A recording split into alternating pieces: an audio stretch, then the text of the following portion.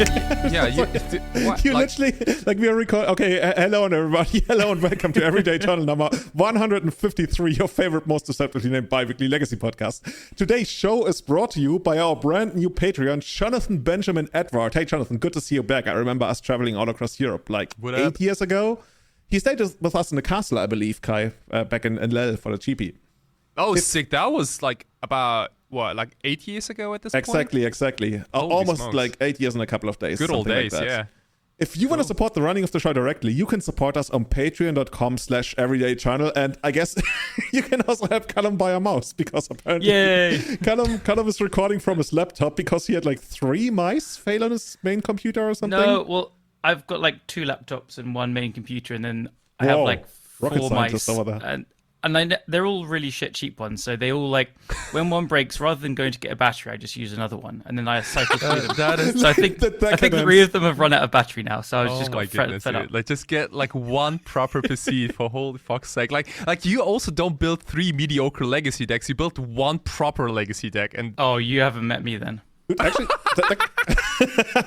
that kind of sounds like when your sleeve breaks, you don't even take out the old card. You literally just buy the new card and put in the new sleeve. You're like, okay, whatever. Like, I'm just gonna get the new thing. There's like a graveyard of mice behind Callum. Kind of my lifestyle. I'll do that. I'll like be lazy enough to throw money away, and yeah. Are you the guy who causes global warming by continuously buying electronics and throwing them away or something? No, I just have. No, that's Stephen from work. Ah, okay, sir. Yeah. Stephen. His name's Julian, actually. You got a Julian at work? No. Oh, no. What? Did I mention it? Also, like, my work is also running out of Julians. I only have, like, I want to say, like, 5.5 days left of work before, after 10 years, I moved to a new position. I have, like, 3 or 4 weeks off. Oh, I'm excited. Yeah, that's going to be something. I kind of felt like it was going to happen, like 10 years at the same place, and you eventually notice, okay, there's going to be no movement. You're like, okay, sure, let's do the new thing. So I'm very excited for that.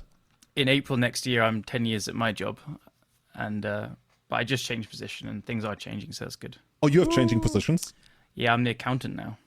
Ah, okay. Oh, well, I tried into that, but I kept all of my previous responsibilities, and eventually I was like, dude, fuck this.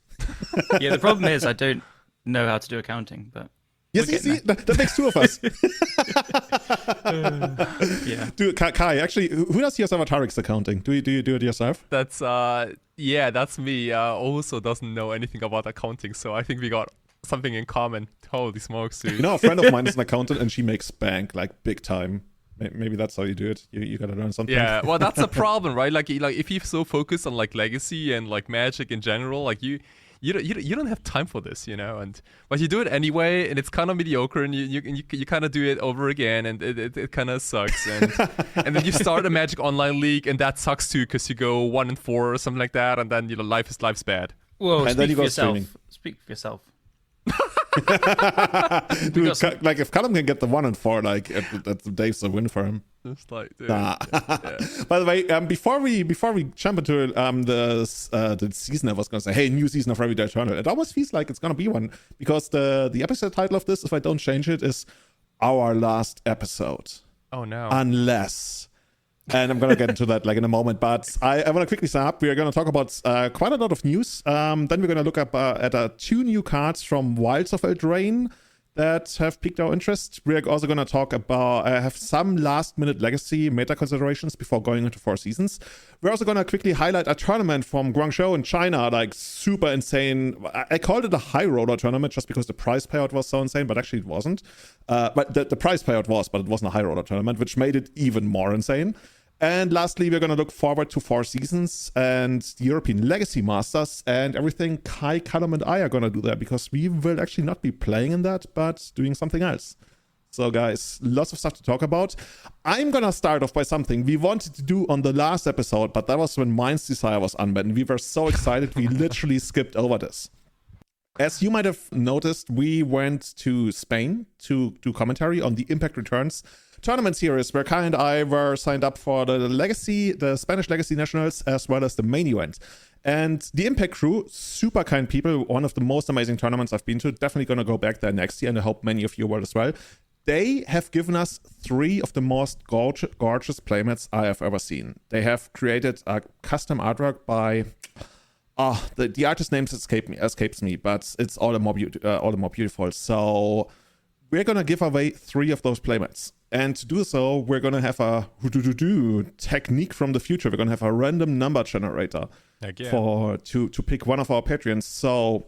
Kai, is it any tier Patreon or is it? Like yeah. This is community. Oh my goodness, guys! Like, dude, this is crazy. All right, let's go. Can I win it? Callum Callum, you gotta come next year. Next year, you're gonna get 2 from the organizers. I'm gonna promise you. I will. Actually, Callum used to be a Patreon, right? But okay, it makes sense. I don't think so. I don't think I ever gave you any money. Oh, you just signed up and you declined it every month? Maybe. Okay, here we go. So, number 1, Kai, would you do me the honor and just like say stop at any point? All right. Stop. Okay, number 5. Number 5 is gonna be colonoscopy. Yeah! Colonoscopy. You won the first of 3 exclusive everyday eternal. Actually, if you want, we can actually sign them. Right? We're going to be there at 4 Seasons. So everybody who wins a playmat today, you can get it signed. Just let us know via Twitter, via Patreon, via anywhere.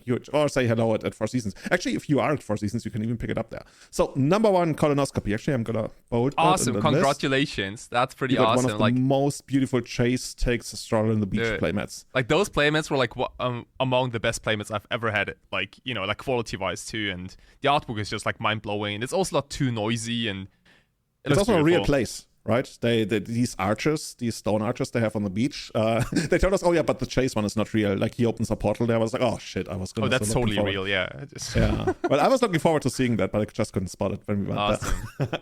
So, Callum, can you give me a stop for the second winner? Stop. 53. We go all the way. And we have the same dude again. Colonoscopy again. Dude, congrats. In this case, oops, my things. Here we go. Moonboating Bears. Nice. Moonboating Bears, you won the second playmat. Hit us up. Let us know if you want it signed and if we should send it to you or you want to pick it up at 4 Seasons. And we go with Kai again. Give me a stop for the third winner. Wait, do we have 3 winners? Yeah. I thought we only have two playmats. No, but we got an extra one. Oh shit! Because we were such awesome commentators. Ready? Yeah. Stop. 51. We go with Tim Grant. Tim Grant, you won another one of those playmats. Thank you very much, everybody, for your support. Hey, awesome. clap. We're going to get those out to you. Let us know whether you want them signed, whether you want them chipped or picked up at 4 Seasons. And yeah, that's finally something we did because I had that playmat on my desk for like 1.5 months. I was like, dude, we really got to give these out. So yeah, here we go. Now, the biggest thing, at least from my side, that I want to, warn you about? No, not really. It's actually, that sounds way too menacing, right? So you already noticed the title of this episode, Our Last Episode Unless. Yeah, of course, this is clickbait, kinda. Is it really? No, it's not. It's like, it's the kind of clickbait. Definitely clickbait. Yeah. Okay, it's the kind of clickbait you do because you really want people to click this, not for your own good. I guess also for our good, but especially for the good of the viewers. Because am I trying to convince myself? Here we go. So the thing is, we are moving to the new website. Like for almost 3 years, I've talked about the new website, and it's actually coming out. You guys have already seen it. You loved it. I love it. And part of it is, yeah, it's all right. Yeah, it's decent. Yeah, okay. Well, like, what's a very British word for like decent? Like banging. Banging sounds like it's banging. Way better. Lukewarm, say like lukewarm tea level. German would say like geht so. It walks. It walks, which like it walks. Yeah, I mean that's basically what it says in German, right? It walks. I mean, it is alive, I guess. That's how it walks. It's not dead. So part of the move to the new website is we're also going to get a new RSS feed. Now you do not need to understand what an RSS feed is. Because you're probably listening on, I don't know, Spotify, what have you. But on the very rare chance that you are actually directly subscribed, tuned into the Matrix, directly into the RSS feed on the old website, you might still be automatically redirected, but you might not, because there's always like spillage, there's like a 5% chance that something breaks. So what I'm saying here is, if going forward from this episode, you never see another episode on this feed again, on your Spotify, what have you, Pocket Casts, etc. Just notice, check us out on Twitter at EternalMTG. Check us out on Instagram at EternalMTG. Check us out on, well, I'm gonna make a post about it on Julian.com. You will find it. You're able to use Google. We're also gonna announce it on the next episode, which I guess you won't be here in that case. It's going to be on the new RSS feed. Everything is going to change automatically. But in case something breaks, just literally let us know. Let us know which service you're using. We can maybe even manually do that. And why are we doing all of that? Because really, seriously, have you looked at it? Julian.com? Yeah. And if you haven't, don't. Your eyes will thank you. That homepage is like the biggest mess. I can't believe we've made it this far with this. Like, it's something to forget about because I haven't worked on that website in years. But the new one is going to be beautiful. You will able to find us on every kind of search engine, I guess. And yeah, it's all gonna be great, guys. You excited?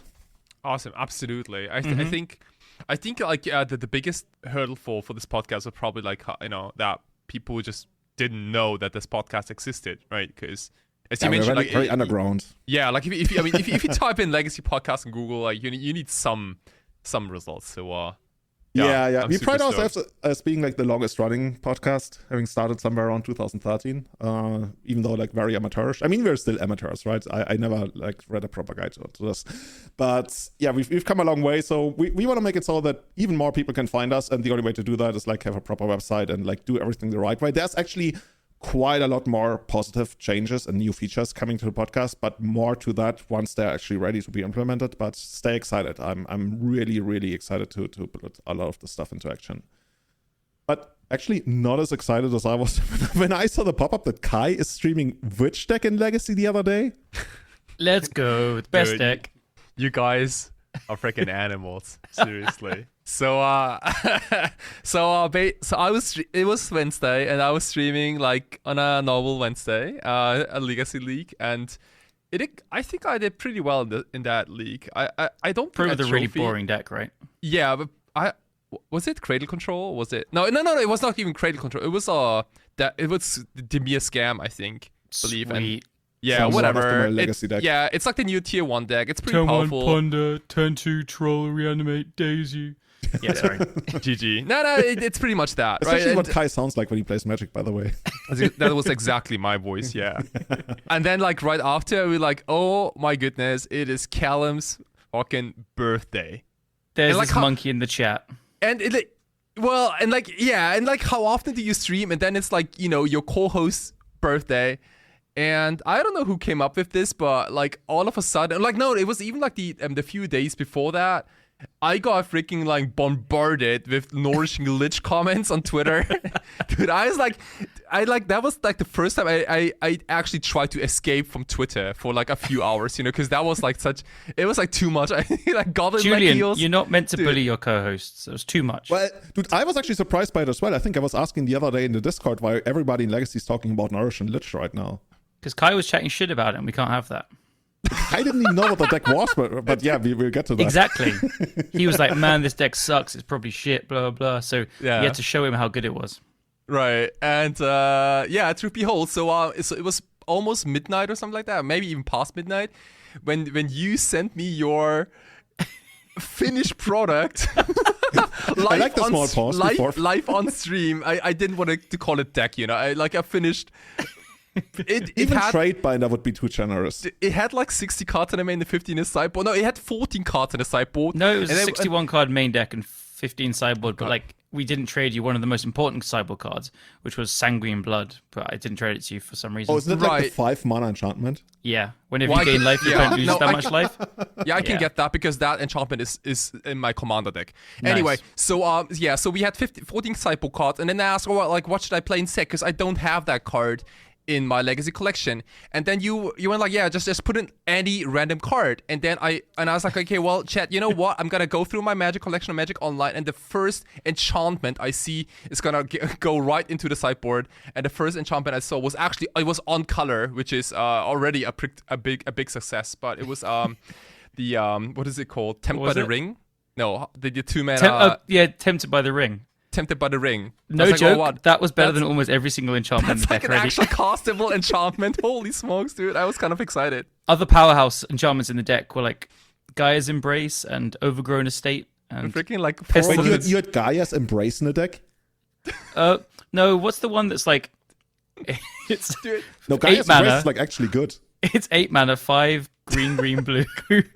You control it. It's enchant creature. You control enchanted creature, and it gets +2/+2 and trample. Oh, that's I know. Gaia's I want to say Embrace, but it's actually, I think it's not Embrace, because Gaia's Embrace is like from Urza block. Yeah, but I know which ones you mean. It's the one from Apocalypse. Yeah, like if you want to see like Emrakul with style, you better. Can you, I guess you can enchant this. Nah, dude. But Callum, do you want to give us like a very quick rundown of like Nourishing Lich, because it's one of the most notorious decks in history of Legacy. Yeah, so Nourishing Lich was made by Cavius the Great on MTG The Source. You've put a quote here from 2006, but it's very old, long time ago. It was like, it was made and then went out of the meta for a long time and then came back and stuff. But the premise of the deck is Nefarious Lich is a 4-mana enchantment, 4 black in the casting cost, which is sick as fuck, by the way. Yeah. And I mean, it's just cool, right? And then it's whenever you gain life, you draw that many cards. Whenever you take damage, you exile that many cards from your graveyard from the game. And if you can't exile cards from your graveyard, then you lose the game. And if Nourishing Lich leaves play, you lose the game as well. So pretty easy to avoid downsides, if you ask me. But huge upsides. The card is a powerhouse. When you just die to like Thomas Crypt or something? Yeah, it does tie to Thomas Crypt. But yeah. Shh. Yeah, and then, we're not gonna talk about that. Look, no one plays Thomas Crypt in Legacy. That's Jesus true. Christ. Well, actually, or Leon of the Void, or like Graveyard Hate. Okay. But then you have Nourishing Shoal. So now you see where the name comes from: Nourishing Lich, Nefarious Lich, Nourishing Shoal, and you pitch the Autocan Worm, which is like a billion mana. So you basically I think it's 14 or something. Yeah, a billion, like I said. So you gain a billion life, you draw a billion cards, and then you play Sickening Shoal off Lotus Petals, which is 1 in the black as additional cost, discard X cards, and it deals X damage to each creature in each player or something. I can't remember. It kills your opponent, and you've got loads of life because you've gained loads of life from your shoals because life gain is busted. Yeah, the interesting thing about Shoal, by the way, is that you first discard the cards as part of the cost, so you don't actually kill yourself, so you're going to have enough in the graveyard. I mean, you still die to Thomas Script, but yeah, we've been there. The cards in the graveyard. I think you meant Sickening Dreams, probably, but... Yeah. Oh, did it? Yeah, there's Sickening Shoal. It's the Sickening Dreams. And there's also like a single Tendrils of Agony in the deck for like absolute no reason, I think. No. So let me just say that the list you played it's a draw spell. It's a draw spell. Like you gain life with, like, it's a draw, like divination that has Storm. Hello? Mm-hmm. Hello. Mm-hmm. I don't know, guys. I'm all in on Tendrils here. There's draw spell in the format. So the list you played wasn't actually one of Cavius's. It was from Kinda MTG, who's Patrick from London. It's basically the new school Cavius the Great. Yeah, but he's the new Cavius the Great, basically. And I think you were pretty impressed by the deck's power, weren't you? Oh, like, dude, that deck was like through and through, like, outstanding. Absolutely, like it was. Like you won a game against Reanimator. I did win. I don't know how I won that game versus Reanimator, but that's a show and tell game. But that was oh my goodness, that was like one of the craziest games because my opponent cast a show and tell. And they put a Grizzlebrand in play, and I put like the Nourishing Nefarious Lich. You put a Lich into play, Nefarious Lich into play, yeah. And like I drew like what, like 30 cards or something. Grizzlebrand was like, okay, for my next magic trick, I'm gonna draw 14 cards, and Kaya's like, that's good. Like, no, I think you shoaled for 14, and like actually bricked. You had one good spell in your hand, and you had two. Sorry, you had like 2 life gain spells in your hand. And they played like 1 Unmask, but they only drew 1 discard effect off 14 cards, and so you got to untap and kill them. Actually, you draw 15 cards, by the way. I just realized it's with Sickening Dreams, right? Because they were like down to 4 life, whatever. Yeah, you drew 2 Sickening Dreams. That was it. Yeah, pretty sick. Maybe you should play the whole play set because that was among the. I mean, that card won me the game. So But other than that, I think like if you like sacrificing a lot of lands for no reason, that deck might be something for you because Zuran Orb is one of the core pieces of this deck. My favorite moment in the entire stream? My favorite moment in the entire stream was when you had both Zuran Orb, which allows you to sacrifice a land for 2 life, and Overgrown Estate in play, which allows you to sacrifice a land for 3 life. So you were like, I got the choice. I think you had like 2 or 3 Zuran Orbs in play as well. Yeah, man, those life decisions, holy smokes, dude. Have you actually finished the league, Kai? I did, yeah. It was like an 05? It was more comments in the comment section than actual gameplay. I want to say. I mean, that's good, right? That's good. Like people, I stayed awake way longer than I wanted to, just because I wanted to watch the train wreck. Thank you. I was crying with laughter. Like I was. But I've got to tell you guys though, like I really wanted to understand the deck, and like I know the deck was built by Kinda, and that is already like a big challenge. I did in fact side in every single card in the sideboard at least once and try to get some value out of it. The card I was like the most disappointed with was Form of the Dragon. Oh, which is how the great have fallen. You did literally not turn into a dragon as you got into play. It was like, was that not? That was like even on your quiz show, I think, Julian, right? Like about like we're gonna do that next that, time, by the way. Just so everyone understands, this deck also had Academy Rector, so it makes some sense. Yeah, we're not going to ramp up all the way. Like, as we are sacrificing our lands to a Form of the Dragon. To give everybody kind of like an idea, this deck premiered on the Mana Drain, which is like the predecessor of the Source, and was also posted there. The Mana Drain isn't really accessible anymore, I think. At least I tried, but I couldn't. But in 2006, Kevius the Great posted it on the Source, and he literally, and I had to quote this because this gives you an idea of the power level of Legacy in 2006. Kevius said, okay, he's not saying that Nefarious Lich or Nourishing Lich is better than Necropotence, but he's saying, on a power meter of 1 to 10, I rate this deck a 9. Okay, what are your thoughts on this? This is Legacy in 2006. He rated it on a 9 out of 10 power level wise. I would like to know what the 1 to 8 is. yeah, like basically 10 is Canadian threshold. Yeah, Canadian thresh and whatever.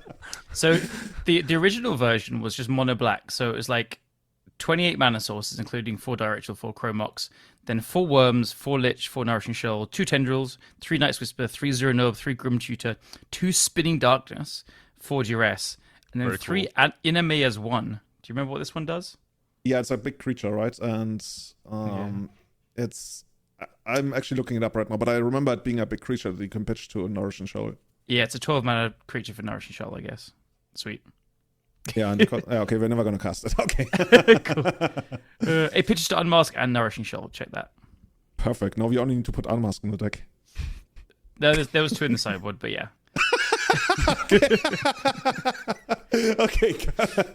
This deck, dude. Yeah, Kai, I don't know if you're gonna put it on YouTube or something, because it actually was just like a two round league or something. But dude, this is the best. If you wanna check it out on Twitch. It's already on YouTube. It's already on YouTube. Yeah. All my streams are on YouTube. Yeah. Let me make a note. I'm gonna make a big red note here.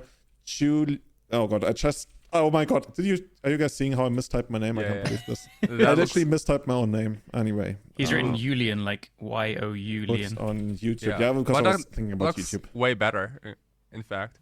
Yeah, maybe that's my future nickname. That's actually how I'm going to introduce myself once I join the new company. Hi, I'm Julian. Okay, that actually sounds way closer to a German pronunciation. Anyway, so you did not break the meta, but you came pretty close. Maybe not a 9 out of 10 anymore, something like a 7.5, I want to say. Like, you got pretty unlucky. But Nourishing Lich, check it out on YouTube. It's some of the most amazing gameplay that literally had Callum and me in tears as we were watching it. I think the deck has a ton of promise, but Kai's a boo-boo. Doesn't like nice things. that's where we're gonna. Actually, does this deck actually like? Never mind. I'm not gonna go deeper into this strategy-wise. Somebody who's going deeper into legacy strategy is actually Magic Online, because Magic Online is finally adding a bunch of new cards to the system. Not the ones from Warhammer 40k, because we're still waiting for like all the contract stuff and stuff. But yeah, that's it.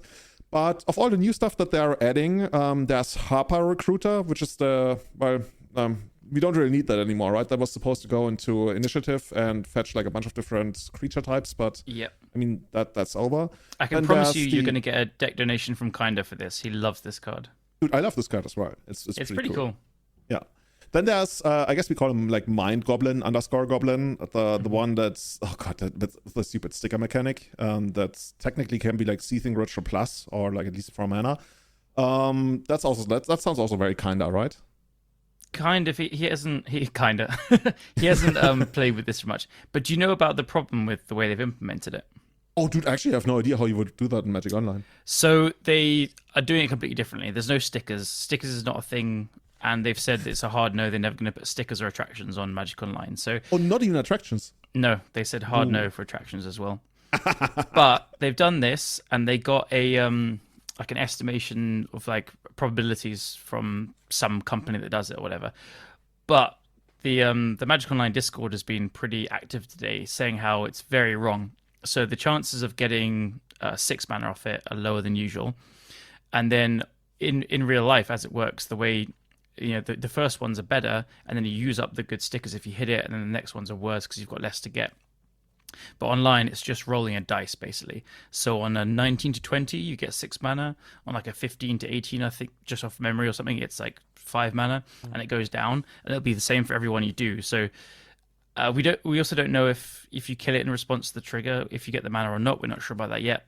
So the card is a lot worse online as it's set to be released. I'm actually surprised that they implemented it in the first place, actually.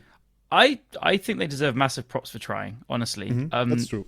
They've said that stickers and attractions are just too hard. They're not going to be able to do it, especially with all the other things they need to do, new cards coming out constantly.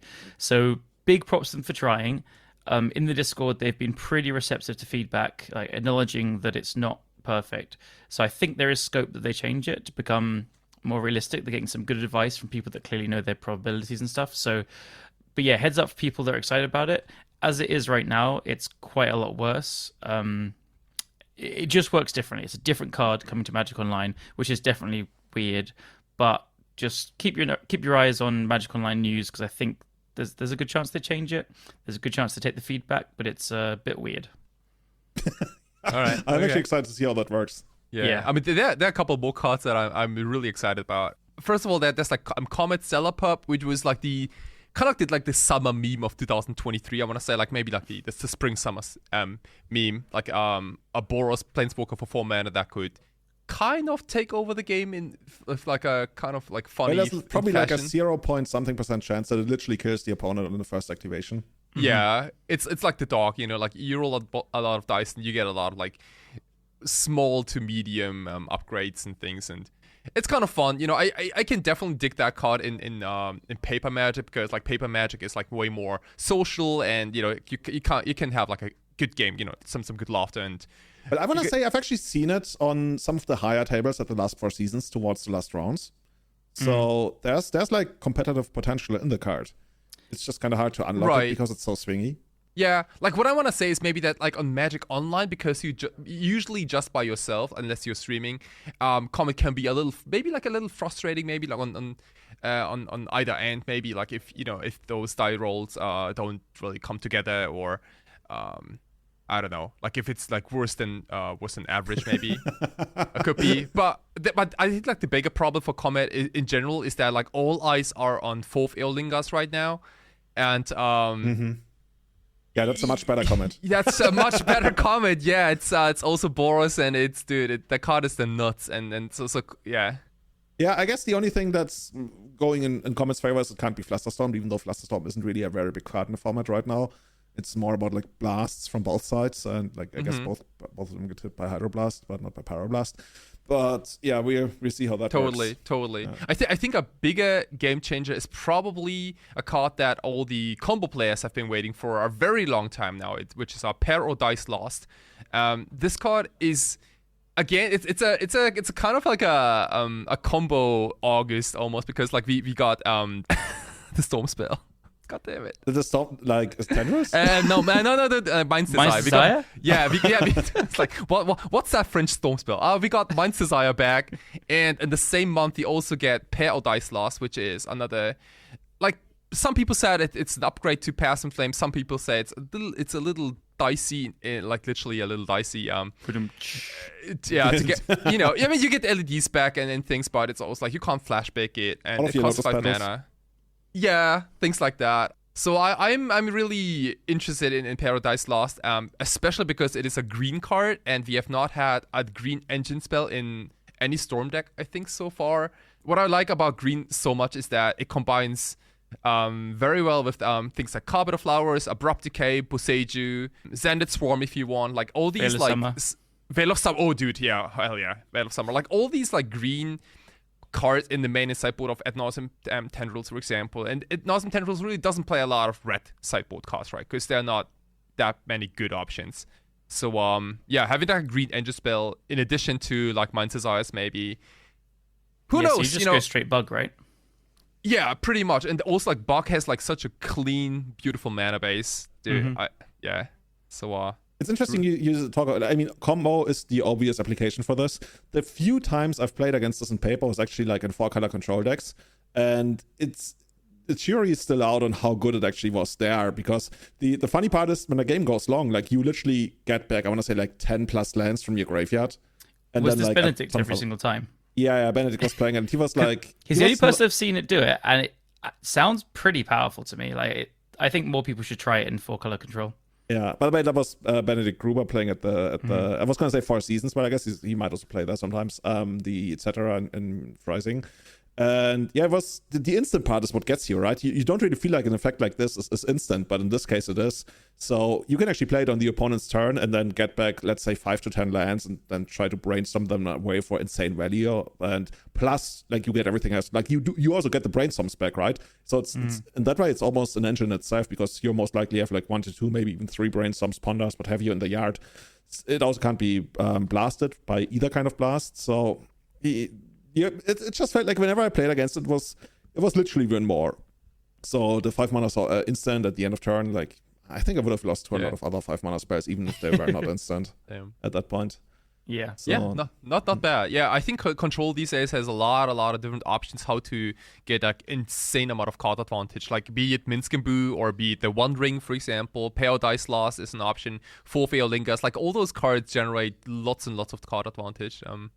Yeah. But at the same time, like, you know, like legacy decks are evolving so fast, and like the threats are so powerful these days, especially things like Bowmaster, for example, or Doughty Voidwalker and things like that. Like that Control, I don't want to play Control in Legacy right now. Like, I never wanted to play Control ever in Legacy. Yeah, it is so hard to keep up with all these ridiculous, powerful business spells from all kinds of decks, like combo, aggro.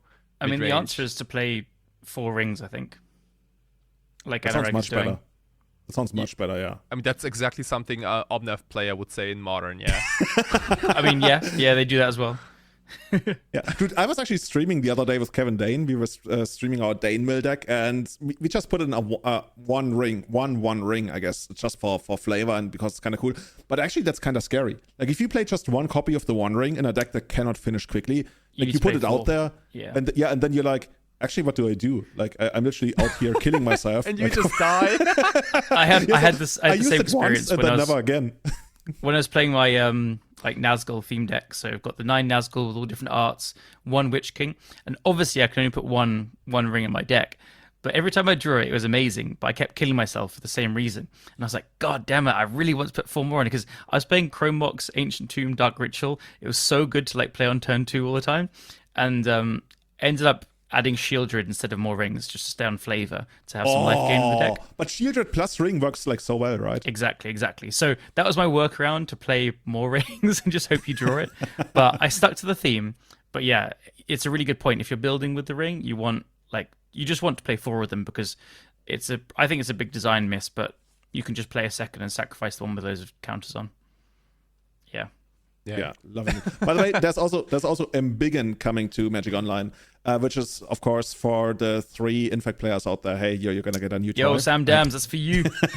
What up? Actually, Sam just got another toy in Wilds of Eldraine, right? There's another pump/protection. Yeah, spell. it's like 1 green, something gets hexproof, and then you get something with the new mechanic, which is like a +1/+1 counter. Permanent counter, yeah, something like that.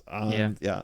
So it's kind of funny, like when you think about Infect, it has such a plethora of pump spells to choose from. Like, at this point, it's really the one constricting thing is like, what even is it? Like, they also have like a couple of creatures. Maybe they could use another Infect creature, like a mana dog that are like basically Infect. A mana dog Infector. Oh my god! Imagine Noble Hierarch with Infect. How cool would that be? Exalted and Infect. Oh my god. 0/1 with Exalted Infect. Now all the Infect players are having wet dreams.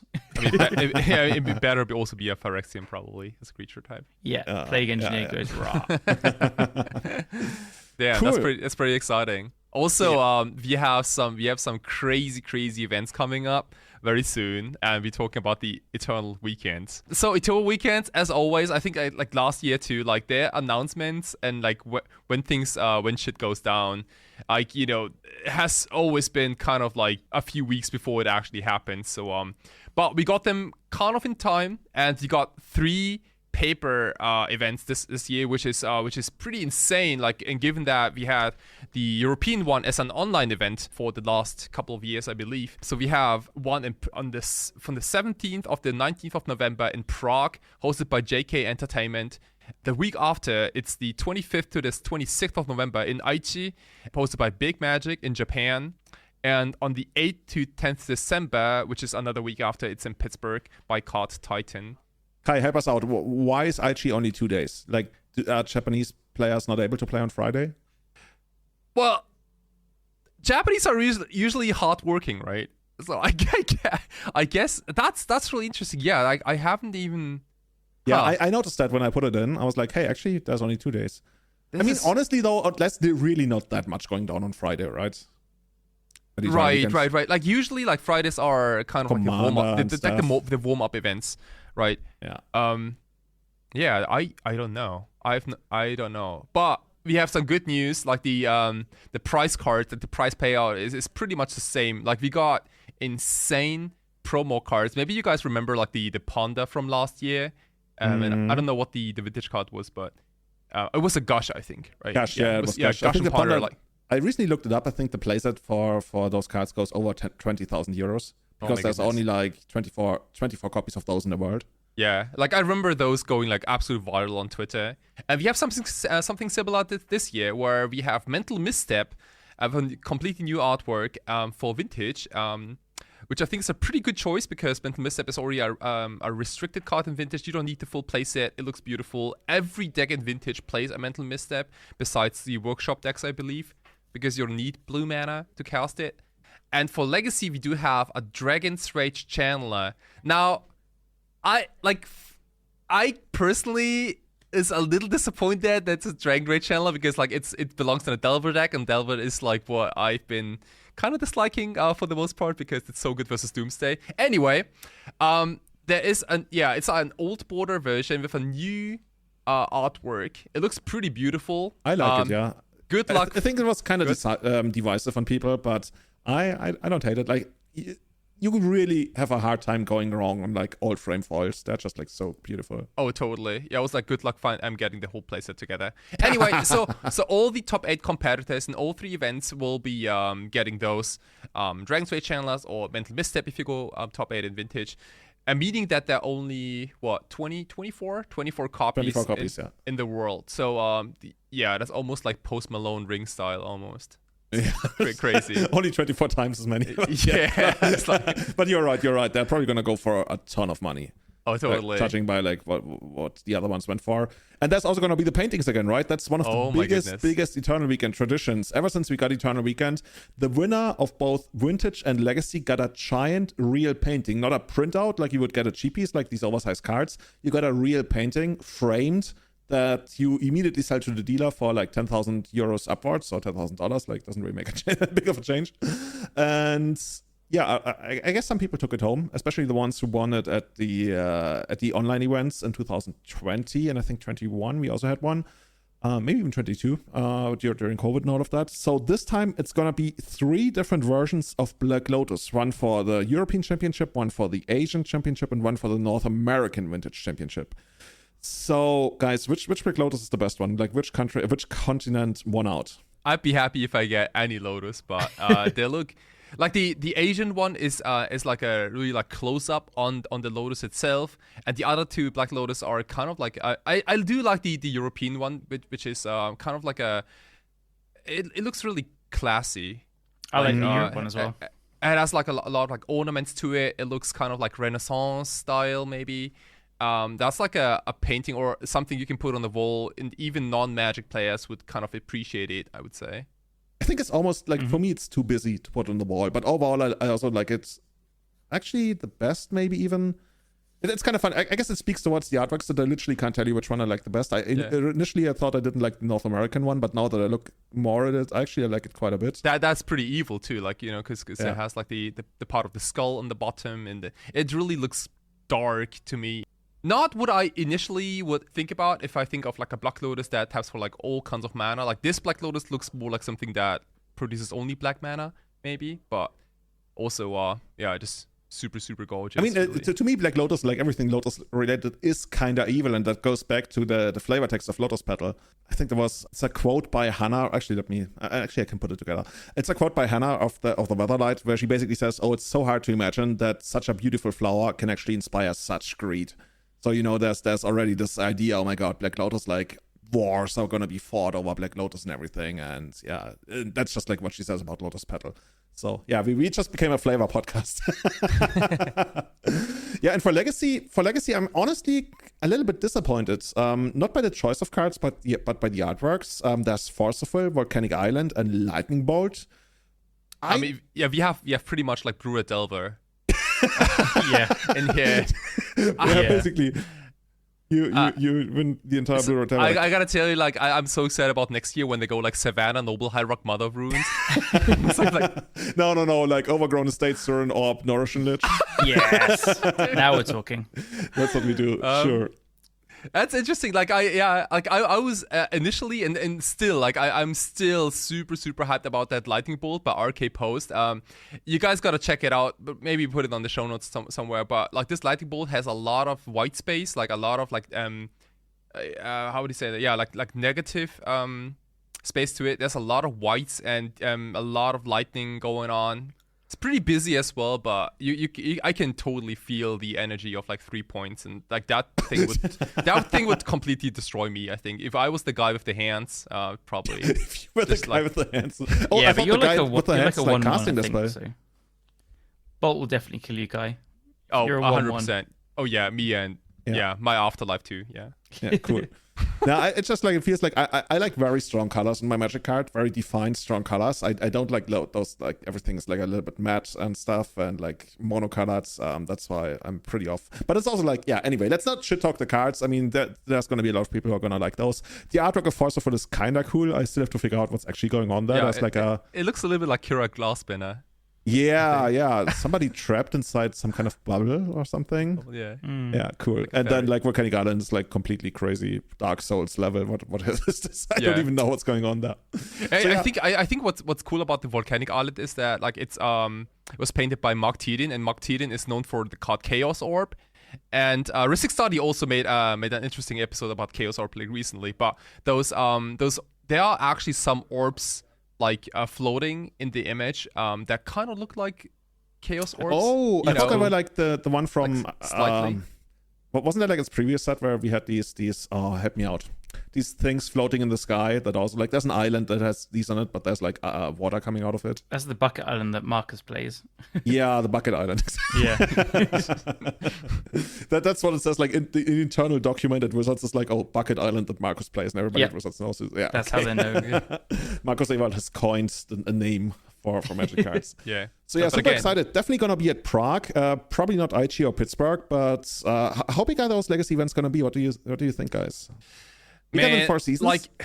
Like there are no Legacy GPs anymore, and I think like this event is probably like the highest stake tournament, I want to say, for like in terms of for prizes, right? So it wouldn't be crazy to see up to like maybe 800 players. So that'd be so cool though, because like it is not too crazy to me, because when I look back at Legacy GPs, some of them had like 1,500 participants, or 2,000 maybe more. Like the one in New Jersey just completely went nuts. But so the players are there, and the prices are insane, and yeah, as I said, like, you know, if we had like close to 1,000 players or something like that, I'll be so happy, and that could be like the future of GPs maybe for Legacy. Callum, what do you think? How many people are going to be there? Yeah, I mean, this is quite a wide guess, but I think like lower end 650 up to 1,000 potentially, somewhere in there.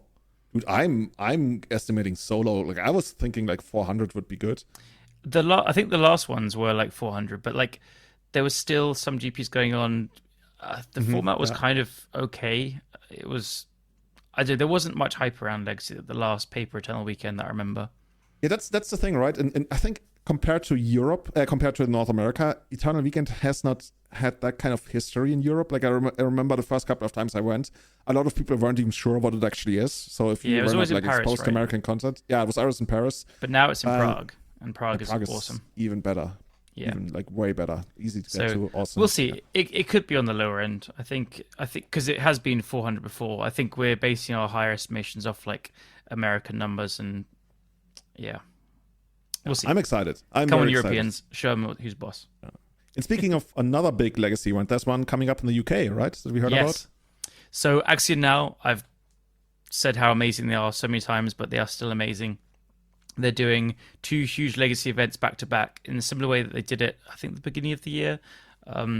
Basically, on the 14th and 15th of October in Birmingham is Command Fest. And at the same time, they're running these huge Legacy events where I think 120 cap. And the last events were like, the first one was 115, the second one was like 110. So these ones probably will cap. And if they do, they have the space to increase the numbers. So it'd be really cool if some Europeans traveled over for this. I think they did last time, right? Yeah, there was a good contingent of other ones, and they had a great time. Axiom now are known for putting on events in very nice places. So I'm not sure. I think it might be in the Great Birmingham Hall again. It's that looks like a cathedral every time I see it on pictures. It basically is. Every time you go to an Axiom Now event, just know that you're getting incredible treatment. You'll get table space, you'll get good chairs, you'll get so many judges. You'll know the judges are getting good fair pay. You'll know that everything is done. They're a business, but with the intention to make it the best event they can for all the players. Again, I know the Axiom Now people very well personally, and they are just such well-meaning, great people. So yeah, I really, really recommend everyone who can, if you've got a weekend free, 15th and 14th of October, come over to Birmingham and you'll have a lovely time. This is so tempting. I really want to go, especially because the 15th of October is my birthday. Come on then. Ooh, yeah. Challenge Kai on his birthday. Oh my goodness, that'd be insane. I always wanted to go 03 drop on my birthday. Something tells me you've done that before. No, like true PO, like I've never played a Magic tournament on my birthday. I don't know how it feels, because like I would probably be just like too distracted. Really? Is your birthday still this like thing that makes you like glow throughout the entire day? It's like, oh yeah, dude, like it's not my like birthday, baby. It's my birthday. Okay, never mind. Man, I really because like the last time I went to Birmingham, that was a few years ago. When they had the Grand Prix, and I gotta say, like I didn't see much of the city. Right? I lucky you. But I don't know. Like I saw a little bit of Birmingham, and it was actually like it's not bad, but nothing that really stood out to me. Maybe I didn't see the good part. I'll think about this. I'll think about this, but like after like 31 years of like regular birthday with like regular parties and whatnot, like I could definitely see some shakeups maybe. We're gonna have like the after show party. Like Axiom Now is gonna have the Kai birthday party. They have to buy entrance. Like everybody who goes like X and 2 is invited. Like so Kai can't come to his own birthday. Like, dude, like a birthday in a cathedral. Like, how sick is that? I've played a poker tournament in a church. I mean, that comes close, right? Yeah. Yeah. At night, like we snuck into a church. Somebody at the key. We played a poker tournament. Awesome. That sounds awesome. Dude. Yeah, it was something. Sounds like you're coming. We'll do every Eternal at Birmingham. Awesome. At Command. And there is also, just funny, there is Command Fest, which I know people won't want to play Commander, but like it's a huge convention, so there'll be loads of traders, and it's just a big celebration of Magic, blah, blah, blah. Yeah, it's actually the main reason why all of this is taking place, right? I think the Command Fest is like the big main event, and then initially I misunderstood, and I thought it was just like gonna be 2 Legacy side events, but they're actually like gonna be 2 big Legacy main events, and it's just like tagged onto the whole Commander thing.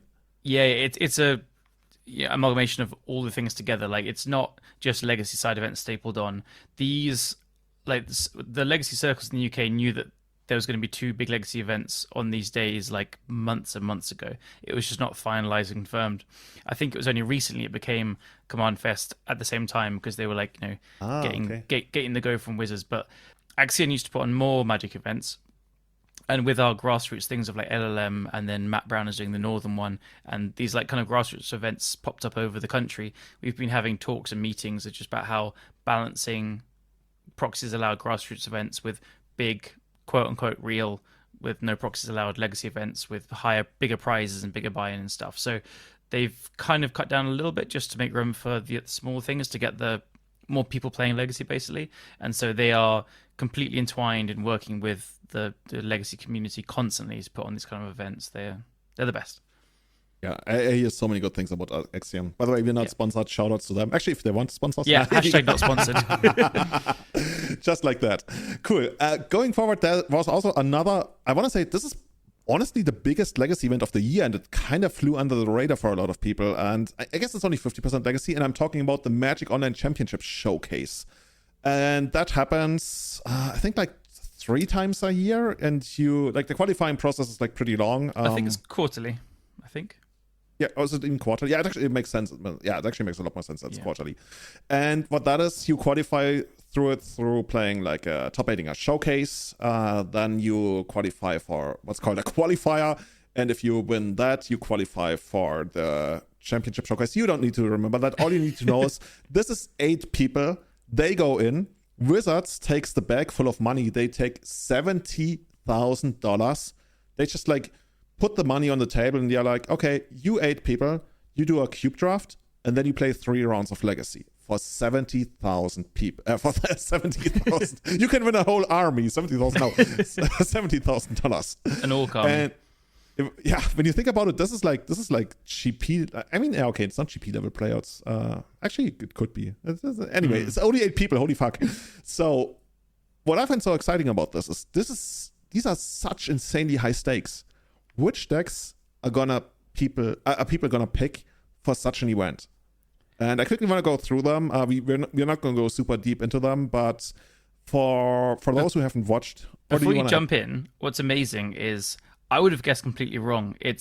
So again, people are heavily incentivized to play the deck that just wins them because it's such high stakes. It's 8 very distinctly different archetypes. It's amazing to see of the format. Yeah, that's true. There's no everybody like actually. Yeah, okay, we're gonna go into that in a moment. So you got Christopher Brackley playing Timor Rhinos, the deck I once called the 3rd best aggro deck in the format. You got Jesse Hampton playing Dimir Murktide. We got Lukas Jankulovsky playing Rakdos Reanimator. He ended up winning the entire thing, if I remember correctly. He also I think went 3-0 in Legacy.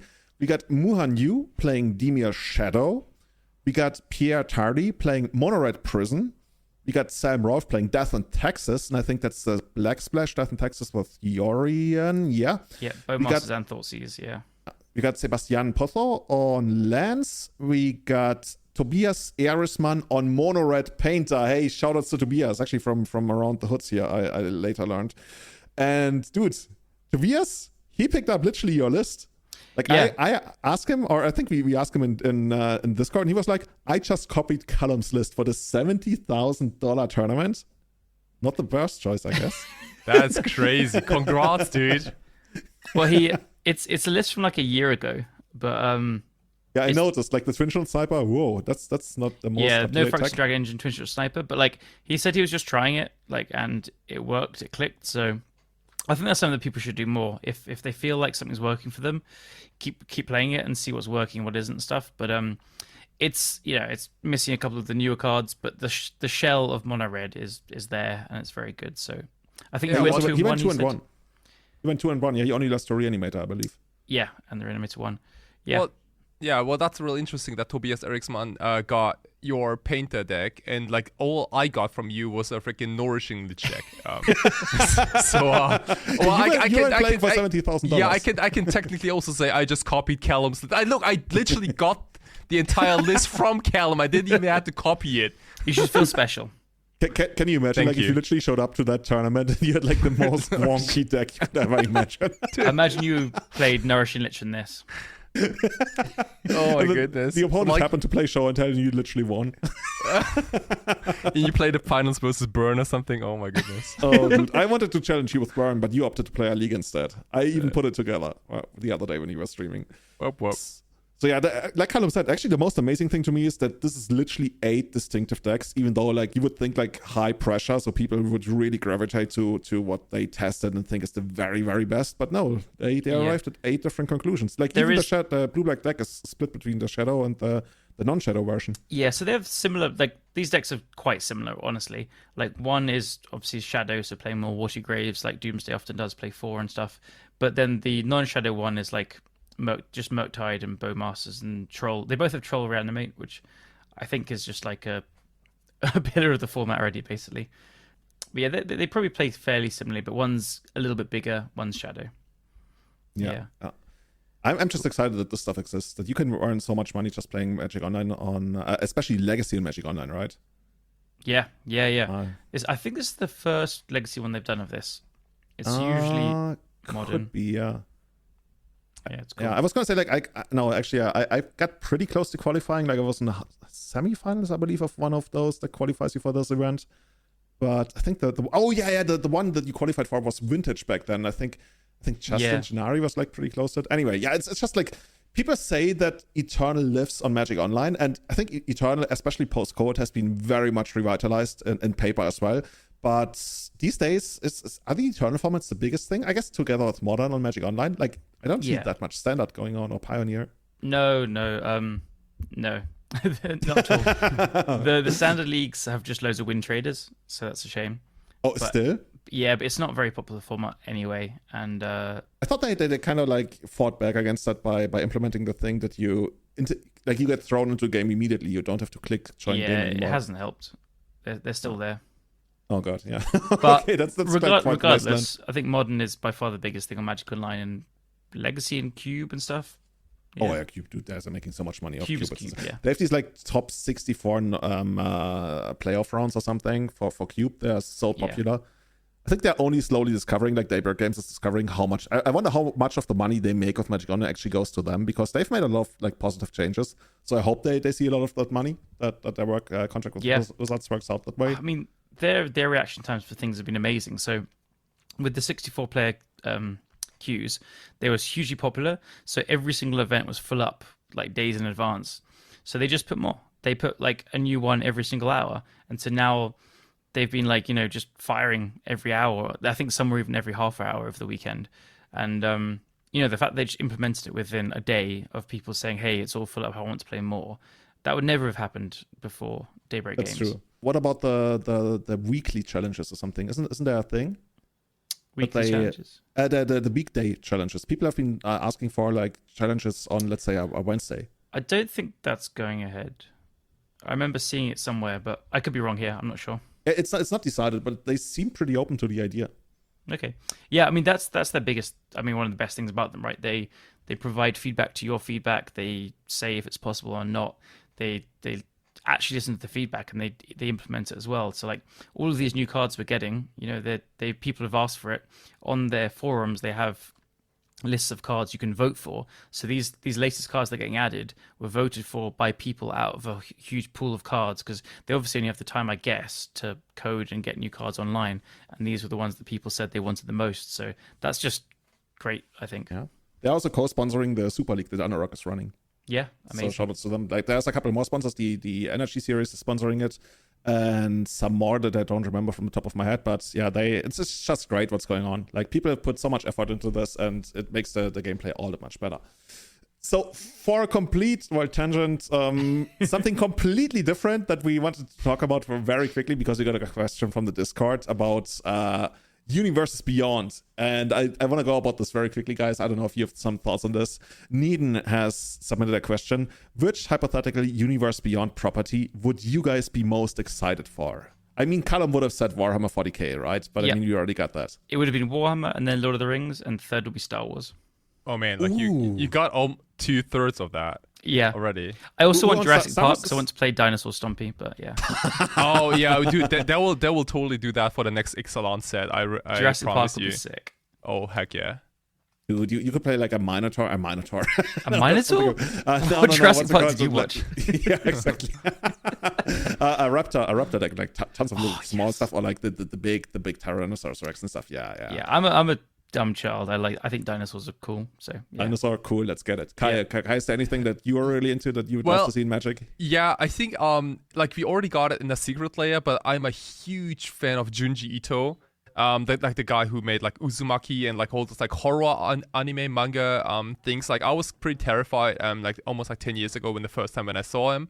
I read most of his mangas, and they're all like, they're really grotesque, macabre, and pretty bloody too. I could see that in some kind of like Shadow Moor setting. Oh yeah, maybe like you know, if we look back at the latest Innistrad set, they had a Circle of Basic Lands that were also all black and white, I think, and like something like that. You know, like if you remember the secret layer, including like Thoughtseize, Karen Feeder, Doomsday, and I think like Plaguecraft or whatever. Those cards were insanely hyped on Twitter too, and they're still like pretty high demand. Like I bought 4 copies immediately, and I don't know, like if there's ever like a horror anime manga collaboration or something like that, I'd be so down. Oh, sounds exciting. So like I love like when there's consistency in the style. And if it's like something like that, I could be down. So for me, it's like I immediately thought about like a lot of video game words. On the Discord, Beagle already mentioned Zelda. I could see like Zelda being an amazing crossover, but I don't know if Nintendo would ever be open to doing something like that. Like they're very protective of their properties. So who knows? But Zelda, I would love to see that. There's even like amazing potential to have like cool equipment and that kind of stuff, and like amazing legend. Like Link as a planeswalker, yeah, sign me up. Oh wow, yeah. Also Metroid, like the whole like Super Metroid, that universe, that's, I don't know, that's also like, it has that kind of dark, you know, scary vibe to it, and I was gonna say the music is amazing. I guess we're not there yet. We don't get music on Magic cards, but you know, maybe in the future. And then my favorite video game of all time, Monkey Island. I think Monkey Island could be amazing, even though it's probably gonna be a little bit gimmicky. And then there's just like so much more. So old school. I mean, like this question kind of tells exactly where we three kind of coming from, right? Like, I mean, Callum from the board game, fantasy, science fiction kind of thing. Like you like your retro games, and I'm like a anime person. Actually, I'm not even that big into anime. I just like the horror part of it. I have Attack on Titan on my list. I'm just like still so hyped for it because I recently watched it for the first time and like very much into it. I rewatched the first 4 seasons when I was on tour. It's good. Oh, dude, that's I immediately want to go back and rewatch it again. I still have the last 2 episodes to see. I think the last episode is not out yet, and the second to last is only out in Japanese. And I was, I'm watching the dub. Oh, that's not out yet. Yeah, I've got the last series to go, so probably wait. Okay, cool. Yeah. So yeah, that's amazing. Also, I noticed Discworld. Actually, I've never read or played any Discworld games, but I'm kind of familiar with the universe, and I would love to see that in Magic. I think that would lend itself very much to making a cool Magic set. Well, actually, I'm changing my answer. I want Warhammer 40k again, but the factions they didn't do. Oh, really nice. Like what, like Tau, for example? Oh, dude, that would be amazing, actually. I want Orcs. Orcs, yeah. Yeah. Dude, heck yeah. Okay, yeah. Dude, we should be working for Wizards. We say that all the time, right? maybe we should make like a t-shirt, like Everyday Eternal, and then quote underneath, we should be working for Wizards. Yeah. You'd love the game that we create, I'm sure. Oh, yeah. Would we come up with these amazing cards, by the way, from Wilds of Eldraine? There's 2 cards I kind of want to talk about on here right now that are gonna be legal for 4 seasons. They're gonna be legal for the very first day on 4 seasons, so nobody really got any play testing in with them other than maybe like doing it in paper with proxies. And the first one is, I want to say, the one that people have talked about the most, and that is Beseech the Mirror. It's a sorcery, a colorless, and 3 black. Search your library for a card, exile it face down, then shuffle. If this spell was bargained, you may cast the exile card without paying its mana cost if the spell's mana value is 4 or less. Put the exile card into your hand if the card wasn't cast this way. And bargain means is you may sacrifice an artifact, enchantment, or token as you cast the spell.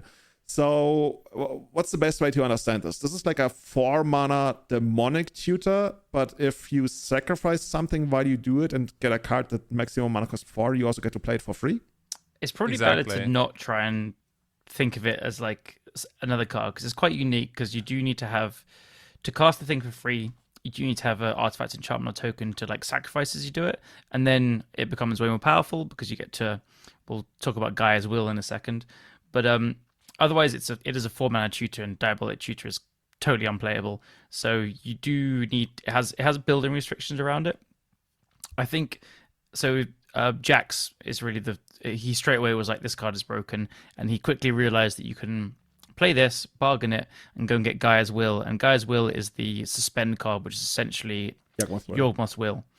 So this can be like a 4-mana Yawgmoth's Will, and then you tutor for the Gaia's Will and cast it and stuff. My feeling is, I think this is quite obvious. It's not like a hot take or anything. The best deck this can go in is like the Leyline Helm decks. Because you have like leftover Chrome MOCS to sacrifice. You can sacrifice the Orc army from your Bowmasters and stuff. You have some crappy bits and pieces over the board to sacrifice. Maybe you have like an extra Leyline potentially to sacrifice. And you can go and get either a Leyline or a Dathi Voidwalker or the Helm itself to kill someone. And you play Dark Ritual to help with the mana cost. You may have an Urborg or two. And it's just a pretty good combo piece to like, finish off after you play your interactive creatures. I think it's probably a little bit overrated in the Dark Ritual like spell-based combo decks. I think it's powerful and it'll be put in those decks and it'll probably be good in those decks, but it's not, in my opinion, good enough to make them that much better. Like these decks are still going to be weak to the things like the Flusterstorms or the Force of Wills protected by Veil of Summer or whatever. So yeah, I think it's going to be better in the Stompy kind of combo decks than the actual ants and stuff of the world. But what do you guys think? Yeah, totally. I think this is also like another sack outlet for the One Ring. If there's too many counters, you can sacrifice it. You can also get the One Ring if you want to. I think that's what I like about sacrifice one, get another. Yeah, what I like about Beseech Mirror in a deck like Mono Black Helm is that like the deck doesn't have any tutors and any cantrips or anything like that. So Beseech Mirror is kind of similar to like what Green Sun Zenith is in a green fair deck. Like it's basically under the demonic tutor, and it kind of ties up the deck. So you have more consistency and you get like the same threats more often. Mm-hmm. And Beseech Mirror is just that for Mono Black, which is pretty nice. It has some restrictions too, like you can't. It does not work with Ancient Tomb, for example, because the mana cost is a triple black and one generic mana. I'm so glad it's that, not 2 and black. Oh, totally, yeah. Like, dude, like, world of difference. Like, Wizard of the Coast really needs to pay attention on those mana costs. Yeah. Like, if anything is like, like the One Ring, for example, that's like in some decks that's technically just tap 2 lands. Yeah. Actually, you're right. Like, if this was like castable off Ancient Tomb, like properly castable off Ancient Tomb, this would actually be close to broken. That'd be insane. Yeah, you just go like, turn 2 this very often, but now it's more like a turn 3 thing. Totally. Yeah, I think, and as you mentioned, like in a spell-based deck, like let's say like Storm or Doomsday. First of all, I don't think this card, like if anyone's listening and is a big fan of Doomsday and Beseech Mirror, my first reaction is like this card will not make it into Doomsday. No way. It doesn't strike me as a Doomsday card. Yeah. Like please, like if you want to get Doomsday, please cast your crappy personal tutors on turn 1 or turn 2. Get it that way, but. So sorry to interrupt you there. It strikes me more like almost like ad nauseum style, because you can also like get it back with Past in Flames. So that's kind of cool. You can. Like I think the card that is kind of close to Beseech Mirror, like in my opinion, is like Dark Petition, which also like it has like a lot of similarities, right? Like it has a pretty high casting cost of 5, and then you get a demonic tutor, and then you also get rewarded if you if you have a certain sorcerer's incense in your yard, right? Like, and then it costs 2 mana, so you have a normal demonic tutor, but the entry is pretty high. Like how often do you have 5 black mana available, right? And it's kind of similar with Beseech Mirror. Like getting to this specific mana cost, like it might be a little clunky maybe in your opening hand. You might have to play mediocre artifact lands such as like Vault of Whispers maybe. Which are not great in general. I was wondering like whether it might spawn a completely kind of new deck of Storm, like the stuff that Jax posted on Twitter. Like he had so many different lines that didn't really look like any of the established combo decks. Like it had Dark Ritual and stuff, but then it also had like Petals, not Petals, Baubles. I guess Baubles is also a thing that people play in the what's it called? Black Saga Storm. Epic Storm, yeah, where you try to enable. I don't know if they're still on. MOCS Opal. I think MOCS Opal is a card you are quite encouraged to play with Beseech. I don't know if it actually fits the shell, because they both work together. They both have a similar deck building restriction. Like MOCS Opal obviously leads you to playing more artifacts rather than the enchantments or tokens. You can also then sacrifice Urza Saga or the tokens Urza Saga makes for Beseech the Mirror. So the Mono Black Storm deck, yeah. Exactly, yeah. But at the same time, that deck is very often just trying to power into a Ad Nauseam, which this can't go and get. Oh, you can go and get it, but then you can't cast it for free. So yeah, then it's literally like Diabolic Tutor. Yeah. So I would just look to people like Tony Scaponi for that. If he thinks he can go Black Saga Storm, then it's probably really good there. If he doesn't, then it's probably not good there. Jax, again, like he posted this really cool Gaia's Will thing with like lots of different lines. And what impressed me from the lines he posted was the low resources you could start with. So I do still think the deck is just fundamentally weak to similar things it was weak to before, but it is like if that works, it is a bump in power level at least. So it'll be interesting. Yeah. You can't get Paradise Lost, sadly. You already mentioned that the Mono Black Helms deck is probably going to be the best home for this card. Yeah. And just to point this out, if you end up playing the version that has Gaia as well, and I think I already mentioned this for like different cards, or Yagmothra, especially in Vintage, do not cast Gaia's Will when your opponent has Helm out. Because part of Gaia's Will is, if a card would be put into your graveyard from anywhere this turn, exile the card instead. So you literally get you leyline yourself for a turn as you cast Gaia's Will.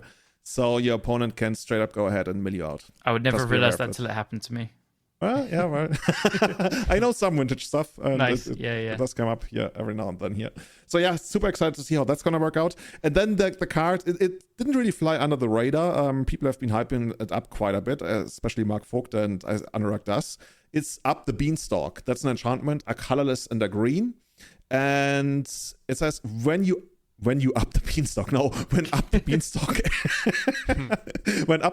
enters the battlefield, and whenever you cast a spell with mana value 5 or greater, draw a card.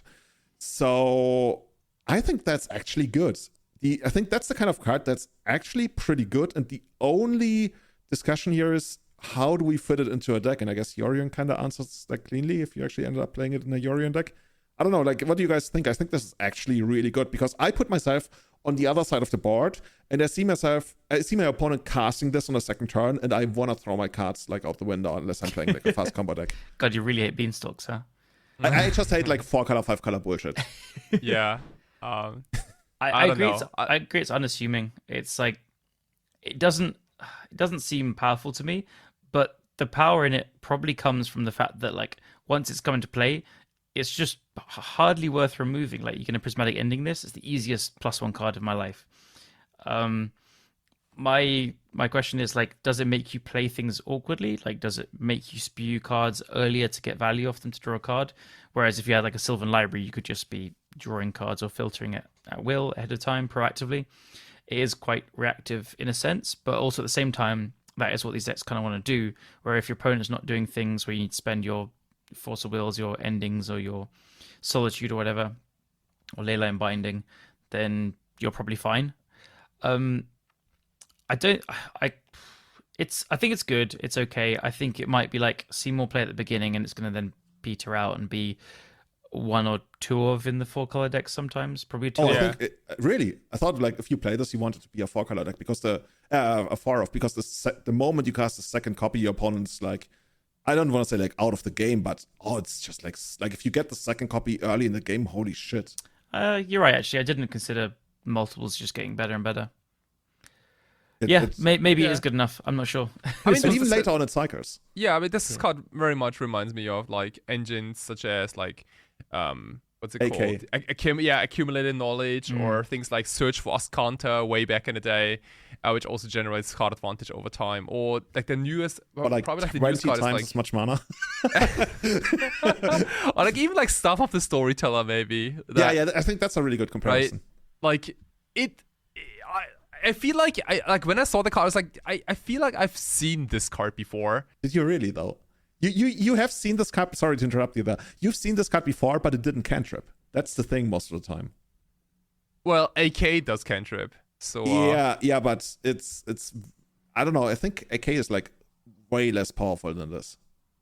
Sure, yeah. It's not blue though. I mean, that's a factor. Yeah, they have ups and downsides, right? Like I don't think that no one's gonna like actively prismatic ending this this enchantment. It's just like it doesn't feel good. Yeah. And on the other hand, play like 3 mana to 2/4 on yourself. Yeah. Oh my goodness. Yeah.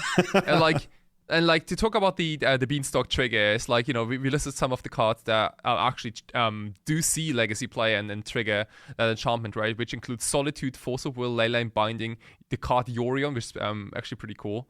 And like Fury, Prismatic Ending if you go like super high, and Triumph of St. Catherine. And like all these cards are legacy staples, but I gotta be honest with you guys, like only half of them are actually legacy playables. Like, that's why I put them like in the second line. Yeah, right. in the show notes. Like Triumph of St. Yeah, like no one's gonna play Triumph of St. Catherine because of Up the Beanstalk. Yeah, and I think Triumph is not that good already. Yeah. No, it's just like for me, the thing is it cycles itself, and once you've cast the first force, it's already like, oh my god, like it's so bad for the opponent. And then if it only ever happens the second time. Yeah, it's because it's 2 mana. You can like get it down so early. In those decks, they don't do anything with 2 mana. Like I guess the closest comparison would be 7 Library. I mean the 2-drop of control decks is Ponder Swords. Like it's not actual 2 mana cards because they always play around the days and stuff. I don't know. I think I'm with Kai, where the theory of them stacking and, you know, becoming this late game is good, but shouldn't your card advantage in these 4 or 5 color piles and stuff shouldn't be playing these 5 mana spells or pitch spells to be built around your card advantage engine, because you have other options like that already. I don't see this being better than the Ring. There's any engine that's nearly as good as Up the Beanstalk. I mean, think the Ring's they're better. already like not. What are you saying? The Ring is better, I think. Yeah, but that's 4 mana. Yeah. I mean, in those decks, yeah, actually, I can see the Ring. Yeah, actually, maybe the Ring. Actually, you're right. The Ring is better. And that Uro card's pretty good. Yeah, I don't even know. I think I think card advantage is not the problem with the deck. That's true. I think the card is good though. I just hadn't really clicked where multiples it's, you know, can like snowball and stuff. I think people will play it, and I think I could be underrating it for sure. It's could be a little bit of a sleeper bean, but I want to say like it's crazy. Almost easier to trigger than stuff of the Storyteller, and stuff of the Storyteller also like basically does the same in multiples, but you have to pay mana for it, and I guess you get a creature out of it, but that's not that important. It's similar, yeah. Well, we will see. I mean, that's the exciting thing. We'll have some weeks to work this out. Yeah, it'll be cool. I like the power. I like the design. I like the power level. I think it's gonna be. I like the flavor. yeah, cool things to play with. Cool. So very quickly, we're not gonna there's so much to talk about. We're not gonna go deep into the legacy showcase results that happened, I think 1.5 weeks ago or something. But what we do see, by the way, shout outs to Andy S.C. Wilson, who actually won the showcase on Blue Black Shadow.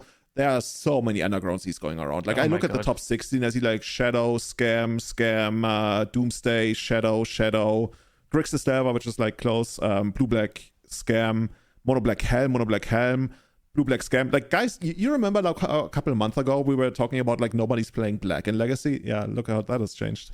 There's a lot of Bowmasters. I love it. You do? You really do? I mean, like, you know, like if Underground Sea is the most played dual land in Legacy, then Kai is very happy. Okay, I get that. Like my favorite times in Legacy have also been like when Underground Sea was considered the best dual land. Underground Sea is my favorite as well. In my head, it's always been number one. And when Volk was the best for whatever years it was recently, it felt weird. It was off. Yeah, you're right? That's literally my feeling. Like, that doesn't really, I guess, make any sense. No, it's just like nostalgia. One. Like my nostalgia is that there's a tier of dual lands, and at number one there's Underground Sea, and that has just like been my tier of dual lands for ever since I started playing. And now the world is right again. I mean, there's other problems that we have to work around.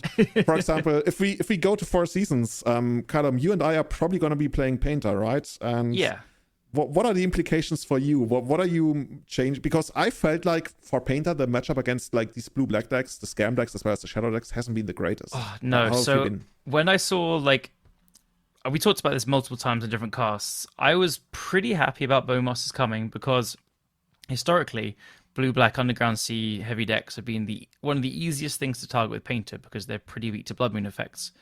Well, there's a troll in the dungeon, and that stupid Troll of Khazad-dûm just ruined that plan completely. So the fact that they have a colorless swamp cycling thing to get basis swamp has just completely ruined the Magus and Blood Moon plan. You're right. Oh man. Yeah. Yeah, especially the Blood Moon plan, right? They couldn't even like deal with that, even with, let's say, Dismember or something, or floating mana. Like, no way, just like it's dead. So additionally compounding that, Troll is a 6/5 which Dismember kills. So we're seeing lots of basic swamps and Dismembers, both of which are insane against my dearly loved 4x Magus in the Sideboard plan. So yeah, Painter is in a weird spot. I've usually liked the Shadow matchup. Like, I used to be really good against it. You just play patiently and get a moon out there and you're good. But now I'm gonna try playing Source of Plowshares. It's definitely not for sure. I've not had much time recently to play it too much, but I'm gonna give it a go because there's a lot of Shadow and Swords kills the Troll, and depth decks are also just very good against Bowmaster's decks. So playing online, I have core lands players and depth players by surprise by swords in the Marit Lage and stuff. So I think that in theory it makes a lot of sense and it's going to catch some people off guard. I know most other Painter players are just playing like 3-ish bridges, but Ensnaring Bridge, I don't know. You have a natural aversion against the card, right? It just doesn't work for me. I keep trying it. Like, I played 2 or 3 leagues of Jack Kitchen's like shortcake style as well, and where it has like one in the main, one in the sideboard. I think it was something, and I even got it against like game 1 against Moonstompy, and I was like, right, I should be good, right? But no, they just kept drawing Fables, and they'd have loads of Kiki Jikis and copy the Fury so I can never combo, and then they drew a Caves of Chaos Adventure and copied that and killed me with the initiative. And I was like, I every deck can beat a bridge is my thing. It either ignores it or doesn't, or like it's a combo deck. Yeah. In a way, like, I think of it like as a mind break trap. Like, you don't put it in there to get the opponent. You put it in there to like sometimes get them, but mostly to slow them down. Yeah. And that has worked very well for me with the Ensnaring Bridge. Like, I'm playing 2 copies in the main deck and a 3rd copy in the sideboard right now. Yeah. And especially in the first game, like, they literally only have like 1 or 2 copies of Brazen Borrower, and you got like 6 blasts and stuff. And you can also like do basically tricks, right, where you weld them in and out for each other. Or when they want to bounce it, you put it in the graveyard, and then if you have like a second goblin effect, you can put it back into play as they're trying to attack. And of course, that works better in the first game. It gets a lot harder in the second game when they can also like attack your graveyard, or even bring in some kind of like I've seen Herky's Recall, dude. It's like they're going deep. I was also more on board with like 2 main one side sounds like a good idea. I do like that, and I think that'll work. It'll get you a lot of game 1s as well, and then you just have to squeeze out a game 2 or 3. But Andy C.S. Wilson, he was splashing for 2 meltdowns, and the player in the MOCS top playoff was also playing that same list with 2 meltdowns. So people might copy that. My life. Yeah. Oh my god, fuck my life, seriously. So if people copy that, that's kind of cemented swords in my head. But oh god, yeah, dude. Why do people still hate like artifacts? Like, what have artifacts done to people? Seriously, quite a lot, probably. Yeah, honestly, like, hello, what's up, block? Yeah, okay, here we go. Yeah, it's only fitting that Meltdown is actually from what's up block or the flavor. So, but no, like, just to circle back, like, yeah, the blue-black shell is just incredibly resilient. I put out a tweet just kind of like looking for inspiration or seeing if anyone had some ideas, and genuinely Source of Plowshares is just the best thing to do against them, and they still just have like Thoughtseize and Grief. So yeah, they're very good. I think blue-black mid-range, that could be Shadow, or it could be just Trolls and Murktides and stuff. It's just such a strong shell at the moment. It's the thing is, basically, I thought about the other day, when the blue-black scam deck on the play gets the engine off of basically turn 1 Grief, reanimate Grief, that's equivalent to both players starting on a mulligan to 5, and they have one of the best opening hands, and you have one that's probably not very good because they get to Thoughtseize you twice. And that's why it's so hard to beat when they get it off. It's because they pitch 3 cards. Well, they start on 4. Well, they have a creature in play, I guess. Yeah. Either exactly. Way. Yeah. I mean, like Legacy has been like for a very long time. It was a discard heavy format. I think, like, especially during the Deathrite Shaman era, right, where people got like consistently turn 1 Thoughtseize into turn 2 Hymn to Torag, or I don't know, like Cobalt Therapy, Gitaxian Probe, Cobalt Therapy. Like we have seen those things before. I think the biggest difference is that it all happens on turn 0 basically, but in exchange, like your the person who grieves and reanimates loses 3 cards, and the person who gets grieved loses 2 cards, but the best 2 cards, right? So like, it makes it so hard.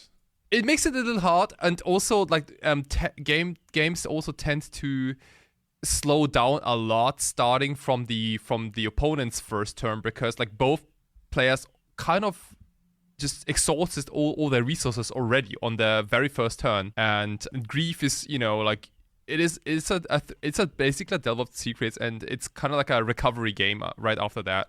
So what I want to say with that is also that the range of hands you can keep goes a little wider, because like if you don't, I would not advise you to mulligan to a specific card against those kind of decks. Like, rather keep hands that have like, let's say 2-3 lands maybe, and a few cantrips if possible, or like Once Upon a Times, that sort of stuff, right? Cascade cards are insane versus Grief strategies. Like any like Rhino strategy, for example, like any like. Because you're saying you increase like the number of amazing top decks. Exactly. Like you have low mana top decks that heavily impact the board, right? Like if you have Charlotte's Agent into two Rhinos, like that already completely nullifies the opponent's Grief, for example. Like everything they did. Yeah, and you also like put 10 power into play. It's like, okay, Grief, whatever. I'm not even gonna block that. Just get. Oh yeah, they also like lose for like dudes. Yeah, it's Rhinos. not bad. It's not bad, right? Like, yeah, like those blue-black decks, like they have a really low starting life point also. Like they go down to like 10 life or so, even if they're not on Death Shadow. So you can also make that to your advantage if you want to. But generally speaking, yeah, try to have decks or opening hands that are not vulnerable to like turn 1 double Thoughtseize. Yeah, like I would which is kind of a hard thing to say, honestly. Yeah. No, I keep most 7s against the deck. Like, I don't want swords in my opening hand, or I wouldn't want an ensnaring bridge in my opening hand. I'd want to draw it in a few turns. It's kind of weird, right? You basically like the perfect opening hand is something like, I don't know, 2 lands, like 5 cantrips or something, or like 3 lands, something totally, like that. Totally. Yeah. It's a very frustrating play pattern, because the game just becomes very volatile. It's a lot of variance in it, so. Yeah, it can be pretty annoying to be on the receiving end of sometimes. So, okay, guys, I want your bets. 4 seasons, top 8. How many blue-black decks are gonna be there of any kind of flavor? 2. 4. Ooh. I was gonna say, like, dude, are you insane? I think it's gonna be 3 or 4. Yeah. Really? Yeah. It's very popular in Italy. Yeah, but Italy is also flooded by like crazy Jeskai control players. Swords gamers, I guess. Yeah, I could see it be kept down by that. Dude, they're gonna keep like, I don't know, like 4 Ponders and 5 Brainstorms, and you know they're gonna and then they're gonna lose to Turex. You know they will. They're gonna fulfilling. They're gonna figure it out sometime. Like, dude, I also I like something we have not, like, I quickly want to mention is that last Thursday I played on in my local Berlin Legacy Thursday event. And I played against a 4-color control deck, which had the full playset of Lorien revealed, and boy was that card good. Like, it's amazing. In the early setups, it was crazy. I was on Dimir Scam, so exactly that deck we were talking about. And like after a pretty disruptive turn 1 Grief with flashback, and even a Wasteland and a Daze, I think, which is like a complete blowout. They still kind of like basic cycled their way into like into plus Carpet into like 4-5 mana territory, and then boy, that draw 3 of Lorien Reveal completely reset everything. And the downside is it's like a land that you could Thoughtseize, but it's really good. Yeah. Yeah. I was so impressed. And like something like that, you know, it doesn't have to be 4-color control, but any type of control deck there. Because, you know, at the end of the day, like the blue-black decks also don't have lightning bolts, right? So they have to go through the finish line with combat damage or some orc arrows maybe. So you kind of see what's going on, you know, like they had no like surprise, hey, here's a price of progress kind of thing, you know. Yeah, it's true. That's one of the nice things about playing against these decks is you don't just like feel it you're in control and then like you crack 1 fetch and they triple bolt you. And you're just like, oh, for God's sake. Not again. Dude, I was playing against Angelo Kadai the other night on Magic Online. It was like close to midnight, and he was like, "Oh, hello, Julian. You know, I am drunk right now." Like typical Angelo style. And he was playing one of those like 4 or 5 color control decks, and I was in Painter. And I thought I had maneuvered the game into a spot where I really got him because I could like read what he had, and turns out I read correctly what he had, but then actually he had some more. But let's I'm gonna get into that in a moment. I navigated in a way where I completely tapped him out for my turn, and then as my last spell, I landed last couple of spells, I landed Magus of the Moon, Painter, and then I Pyroblasted his only basic island because I had constantly read him on Hydroblast the entire time. And turns out, yeah, he had the Hydroblast, but before he untapped, he typed in chat, Julian, you know that I'm better than most players? And I was like, oh my god, what's coming up now? So he untaps. His initially 4-color deck Pyroblasts my Magus and then kills the Painter with like, oh my god. I was like, dude, seriously, like when the 4 or 5 color deck is tapped out and you have Magus and they have no basic land and you just like completely took control of the game, you feel like, oh, I got it. And then, yeah, he did the thing you just described, right? They untapped and then all of a sudden they have it all and yeah, there goes the game. Mm-hmm. So yeah, Angelo is my pick. Definitely going to be top 8ing the 4 seasons once again. Like one of the strongest Italian players out there. Going to be excited for that. Before we talk about 4 seasons, one more thing. I want to give one big shout out. We don't really get to go super deep into this tournament, but we know, how we always want to bring like the wild world of Legacy to everybody out there. There was the 10th anniversary of the Guangzhou Legacy event hosted by MTA, and they did a special thing. So for all over China, you could qualify for this event that was taking place, I think, a week or 2 ago. And holy moly, did you guys see the prize payout? Like 4 underground seas, 4 volcanic island, 4 tundras, 4 tropical island, 8 bayous. Holy shit. And they only, like, I think in the end, on day 2, qualified players, they had like 74 players. That's crazy. That's like a 13 to 15k. So big shout outs to the people playing in that. Especially, I think the tournament was won by Chen Yunyi on Black-White Stoneblade. And I think there were a couple of players even who also like made double top 8 because they had like at day 1, they qualified you for the Invitational on day 2. And yeah, this is something else. Like the passion that goes into Legacy in China, it's really something. Like if we weren't talking about it and like my friends hadn't shown it to me, I would have had no idea. So shout outs to these people. MTA, you're putting on an amazing show. Keep doing what you're doing, and I hope I'm going to be playing in one of those one day because I've been to China twice for Legacy and it always completely blew me away how amazing that was. Yeah, so. I thought I would never see like more than one dual land per event. For like after like after we had those at Bazaar of MOCS like many years ago, like this is kind of absurd. Yeah, absolutely absurd. I ran the numbers and like they gave us more than twice of what the participation fee for day 1 was. So in like prices, and that's only accounting for what we see on here. I think there might have been even more prices. So this is a lot of events that I know about in China. They are like backed by people who have the money to basically support other players' passion and go really deep on that. And maybe this was also one of those events. So yeah, you could qualify for all over China. Some of my friends actually qualified but couldn't make it. But awesome event, MTA, keep going. And we basically have the same, right? In a sense. And ELM now after 1 year has basically fully established itself. It felt like they were often talking about, okay, last year is going to be like kind of a trial run and then was like very well accepted by the community.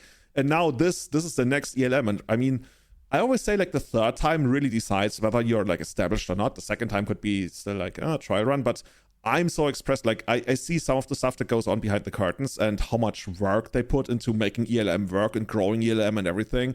And I'm just so excited to see what's going to go down there on Saturday, that is, right? Saturday is the European Legacy Masters main event at 4 seasons. None of us is qualified this time. We suck. Yeah, we suck.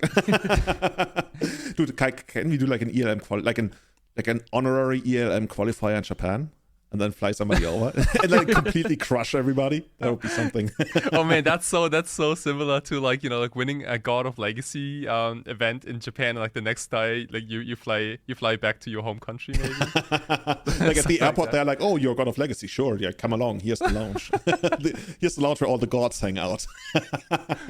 Maybe ALM should have something like God of Legacy, God of European Legacy, or something. No, that'd be so cool. But yeah, like because like most Japanese Magic players I know, like most of my friends are also like food lovers. They love anything that tastes delicious, and well, they're definitely in the right country. They'd be right at home in Italy, it sounds like. Yeah. So yeah, big shout outs. I want to say the prize pool was almost doubled for this season. Always a very good indicator that things are growing very well. And I want to say the thing that was the most astonishing, amazing thing to me is that ELM ran almost 100 qualifiers across 21 countries all over Europe. Yay! This is like... That's pretty awesome, dude. When you think about it, like ELM was thought up as a concept like literally 12 months ago. Not only has it happened once now, it's about to happen the second time. And they have 93 associated events all across in 21 countries, coordinated by all their regional coordinators and reps and everything. And of course, like by the central, I want to call it like central committee. Hey, communism. I don't know, but you know what I mean. Like 93 events. Like this is one of the biggest legacy tournament structures that we have in the world right now. Maybe it's the biggest. I think it's the only one. Is it? But I mean, yeah, we just like talked about what those guys in China do, and that's always like super hard for us to understand. But it's great when we get a glimpse into that.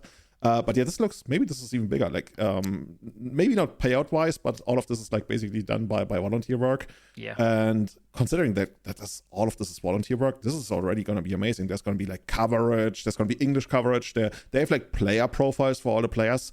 And I think we already, Callum, you already announced it, right? All three of us are going to be doing commentary on Saturday. Yeah, I wasn't sure who was doing what when. I was just like, hey, I'm doing this thing. Very professional.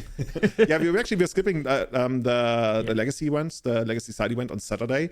I know that Kai and I are going to be commentating the finals. I think there was talk of Callum and me doing the semifinals and then several of the Swiss rounds. If one of you get ill, it wasn't me poisoning you to do the finals. Oh, is you have any plans on doing that? Definitely. Yeah, put it in my morning cappuccino. I'm just gonna grind some Thalia Guardian of Ravens and put them in Kai's tea. Oh my goodness. Oh my goodness. No, seriously, I'm super excited to see that going down. Also, like the participation in qualifiers has been insane. So the average, like when we talk about those 93 qualifiers, these are not like your random, what do they have for the Pro Tour? Like these regional qualifiers with like 8 or 20 people or something, where people are like, okay, whatever. Like on average, the ELM qualifiers had 55 people. In Germany, Italy, Netherlands, even 70 to 80. And like the big 9 international events they had, like I think Axion was one, Impact Returns was one. Several of those, they had on average, the 9 biggest qualifiers had 210 players. So ELM is massive and legit, and I can only like wish them the very best and see more growth in the future, because the passion that goes into this is absolutely unmatched of any kind of project I've ever seen in Legacy. Yeah, I'm most excited for 4 seasons, food and drink and seeing people first, but second, just to like watch the ELM. I was kind of umming whether to play on Saturday or not anyway, so I was thinking I was going to just hang out and watch anyway, but now I get to do some commentary and then just hang out the rest of the time, so I'm going to go and bird and heckle Marcus, I think. Oh, is Marcus coming? He's qualified for ELM. Oh, yeah. From Sweden? Yeah. Oh, he's the Swedish representative, Marcus Ewald. Okay, awesome. Yeah, go Sverige or something. I'm also sharing a hotel room with him, so you better be there. Oh, yeah, that makes a lot of sense. But if it's already paid, then whatever. Yeah, true. But no, cool. I'm just looking forward to watching people play. The where they have it is in this like extra room from the center, and they have like this kind of, it's like a bowling alley in a way, and they have the sidewalks around it, so you can watch from like a nice spectator spot where you don't feel like you're really close behind them and putting them off as well. That's cool. Yeah, I think I've mentioned that before, but that's very much the feeling of the original Bazaar of MOCS, and they also had that. Oh, okay, cool. Yeah. So, yeah, excited for that. We will also be playing, right? We're going to be playing the team event on Friday. I'm going to be on Vintage this time. Callum is going to be... No, Kai is going to be playing Legacy, and Callum is going to be on Modern. Oh, my goodness. This is like the first time we have done the full circle. So, if everyone doesn't know, like, it's always the 3 of us, and, like, we had a pact that we keep switching formats. So I think the very first time it was... I don't even remember. I played Legacy. You played hell yeah. Vintage? Julian Modern. did Modern? Yeah. Is it? I was like, dude, like, okay, I have to finish this circuit at least once, because I also want to be on the Legacy player.